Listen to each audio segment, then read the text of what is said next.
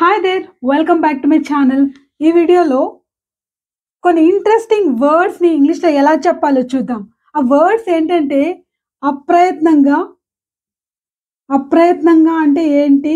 మనకే తెలియకుండా. Okay, so తెలుసో తెలియకో, తెలుసో తెలియకో అంటే వీటిని ఎలా మనం ఇంగ్లీష్లో చెప్పచ్చో చూద్దాం. ఫస్ట్లీ ఇలాంటి వాటికి మనం ఏ వర్డ్ని ఉపయోగించాలి, ఏ యాడ్వర్బ్ని ఉపయోగించాలి అంటే అన్కాన్షియస్లీ. అన్కాన్షియస్లీ అంటే అన్కాన్షియస్లీ అంటే ఏంటి అంటే అప్రయత్నంగా అని అర్థం వస్తుంది. జనరల్గా మనం స్పృహ కోల్పోవడం, స్పృహ లేకపోవడం అని చెప్పే సందర్భంలో యూజ్ చేస్తాం. I was unconscious for 3 hours after falling of the bike. నేను బైక్ మీద నుంచి పడిపోయాక 3 గంటల వరకు అన్కాన్షియస్గా ఉన్నాను. అంటే ఏంటి, ఇక్కడ స్పృహ లేకుండా ఉన్నాను అని. మరి ఇక్కడ అప్రయత్నంగా అని చెప్పే ప్రయత్నంలో అంటే నాకే తెలియకుండా అని చెప్పే ప్రయత్నంలో ఎలా చెప్పొచ్చు? మనం జనరల్‌గా ఈ రోజుల్లో మొబైల్ యూసేజ్ అనేది ఎక్కువైపోయింది. తెలుసో తెలియకో ప్రతి గంటకొకసారి లేదు ప్రతి 10 మినిట్స్‌కి ఒకసారి చెక్ చేస్తూ ఉంటాం. సో, అలాంటి సందర్భాలు అంటే మనం చూడాలనుకోకపోయినా అన్‌కాన్షియస్‌గా మనకే తెలియకుండా చేసే పనుల గురించి చెప్పేటప్పుడు ఈ యాడ్వర్బ్‌ని ఉపయోగిస్తుంటాం. సో, ఎగ్జాంపుల్‌కి I unconsciously check my mobile.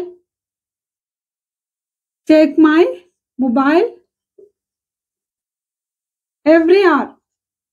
So, ప్రతి గంటకొకసారి నేను చెక్ చేస్తూ ఉంటా. I unconsciously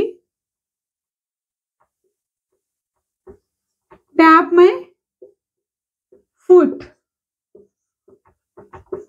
when I listen to Western music. So, ఇక్కడ ఏంటి అప్రయత్నంగా నాకే తెలియకుండా అని.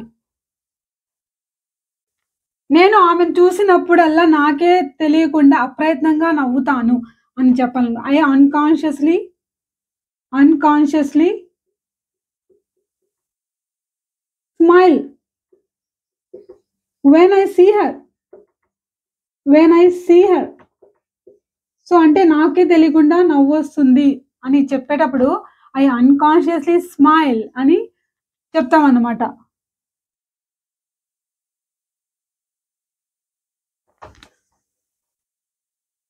ఆమె అప్రయత్నంగా గోళ్ళు కొరుకుతుంది. ఆమె నర్వస్‌గా ఉన్నప్పుడు. She unconsciously bites her nails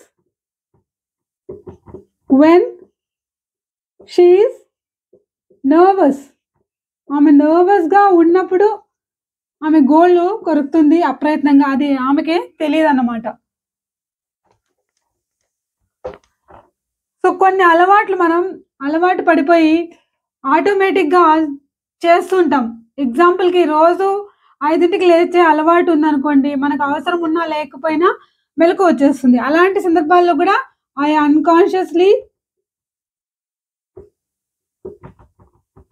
Wake up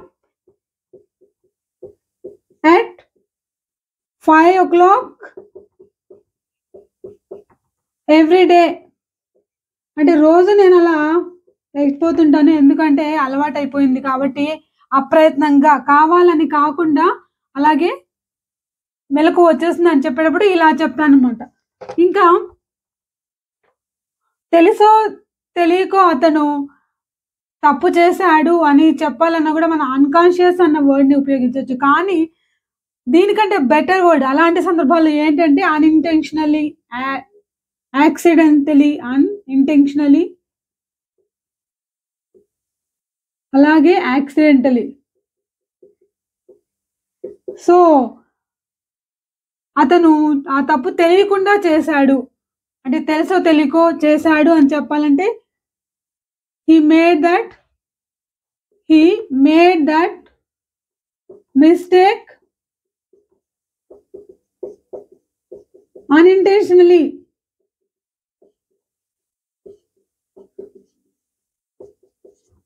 అన్ఇంటెన్షనల్గా అతను చేశాడు అంటే కావాలని చేయలేదు.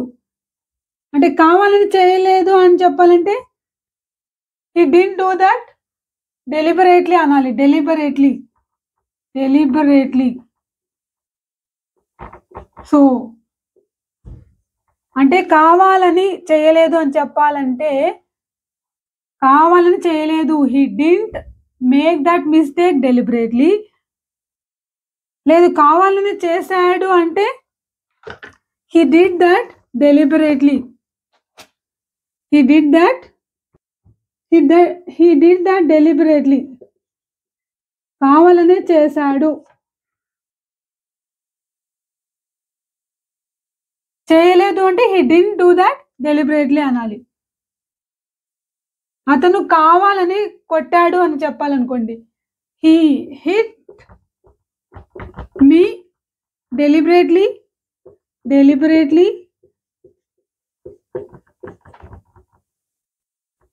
అంటే ఏంటి అంటే కావాలనే ఉద్దేశపూర్వకంగా అని. హి హిట్ మీ డెలిబరేట్లీ, హి హిట్ మీ ఇంటెన్షనలీ అని చెప్పాలి. సో కావాలని చెప్పేటప్పుడు ఇంటెన్షనలీ అని చెప్తామన్నమాట. ఇంటెన్షన్తో అని. సో చాలా మంది చేసే మిస్టేక్ ఏంటంటే ఇంటెన్షన్ అన్నప్పుడు TNSION అని మిస్స్పెల్ చేస్తుంటారు. అది తప్పు. అది టెన్షన్ వేరే, ఇది ఇంటెన్షన్ వేరే. ఇంటెన్షన్ అంటే ఇక్కడ ఏం స్పెల్లింగ్ కావాలి? INTNTION ఇంటెన్షన్ రావాలి.